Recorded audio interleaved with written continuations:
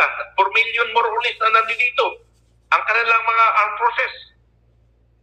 Kaya yung missile na sinasabi nyo, hindi yun mangyayari. Mangyayari man yun sa isang target lang.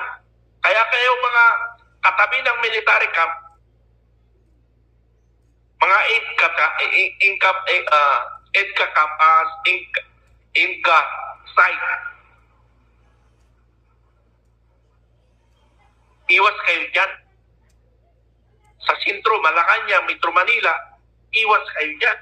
Cebu City, Davao City.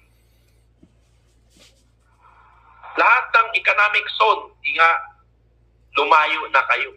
Pag once pumutok, huwag na kayo mag-standby dyan. Kasi yan nga babagsakan ng mga hindi naman siguro missile. Distraction lang ang kanila.